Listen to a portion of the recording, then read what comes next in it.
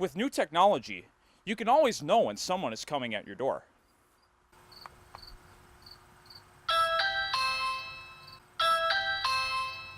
But some law enforcement say people are jumping the gun and too quickly reporting people on their porch. While most people here we spoke to were Trump supporters, people here say that regardless of political party, everybody here can learn something from a visit from the president. Here at Gigi's Playhouse, Sanis is one of the volunteers that provides many different resources to help people with Down syndrome feel like they're at home. The NSU Bison football team's annual spring game didn't just serve as a normal practice, but as a refresher course for both veterans and rookies alike. With 1 senior and 11 freshmen, Dragons volleyball is at least one of the youngest teams in the NSIC. Let's bring in our own Tanner Robinson with more. Tanner? Thank you, Alexis, and you're absolutely right. The Dragons are very young this year, so I caught up with a couple of freshmen to get to know what the young feeling is like for the Dragons volleyball team. Dragons volleyball returns home this weekend against Mankato on Friday at 6 and number 2 Concordia St. Paul on Saturday at 2 o'clock. Thanks, Tanner. Sounds like a big weekend for the Dragons this Absolutely. weekend. Are you good at Jenga? I don't know if I'm very good. MSUM basketball standout Drew Sanis volunteers at Gigi's Playhouse once every month. She uses games like Jenga to get the creative juices of kids like John and Lucas flowing. What's your favorite animal? John is your favorite animal? Yes. John and Lucas both have Down syndrome, a disorder Sanis has a strong connection to. I grew up with a guy who had Down syndrome, and we were really close growing up, so I think that just that sparked my interest and kind of made me passionate about people with Down syndrome. Here at Gigi's Playhouse, Sanis is one of the volunteers that provides many different resources to help people with Down syndrome feel like they're at home.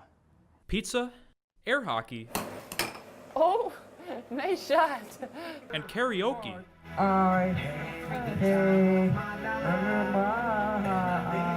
are just a few things that provide an escape for Sanis and the patrons of the Playhouse. It's nice to just come here and kind of let everything go and have a good time. Lucas, you want to come grab some pizza? Although she is leading an event for the first time since she started last August, she has already gained the approval of parents. She's good. She's very good. She's been here many of the times when we've been here, so she's pretty regular at it.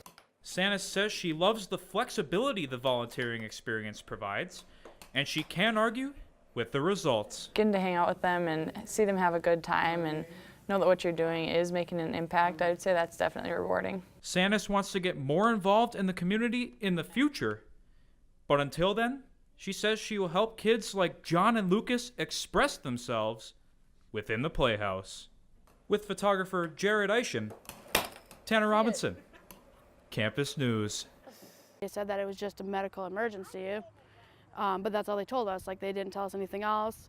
But all the firefighters and the cops and the life flight and stuff, we knew something else was going on. Another person living in the park, Casey Swenson, says she was terrified when she saw the lights outside her window.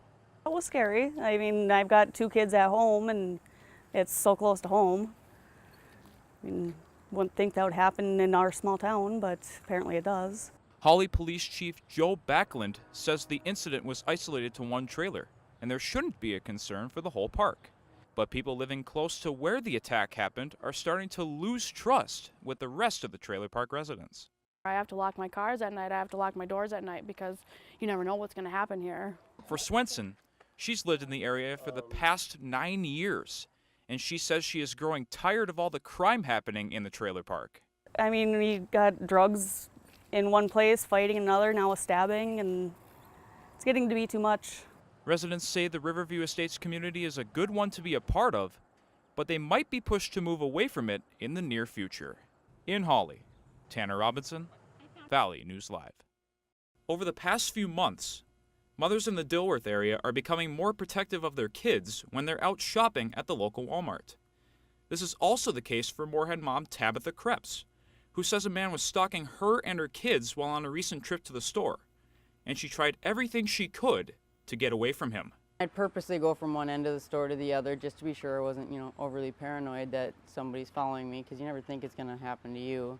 After she noticed the man in every aisle she was in, Krebs immediately asked for help from a Walmart employee. He stopped everything he was doing, brought me right to bakery to get the manager over there so I was in an open, safe place so they could see if he was right there. We reached out to Dilworth authorities, and they tell us they were at the store on a different call while Krebs was there. Krebs says it was convenient for the police to be outside the store, but she would feel safer if more cops were inside the building. If there was police officers walking around, I bet you there would be more moms and women coming up and saying, hey, I don't feel comfortable with this guy. Even though there's little police presence, Krebs has ways of keeping herself and her kids safe from harm. I always carry a pocket knife, and on my keychain, I always carry actually a key that is a knife. The key folds out as a knife for separate protection. Krebs says she always thinks of her kids' safety first, but she would do whatever she could to make sure other families aren't targeted by any suspicious people.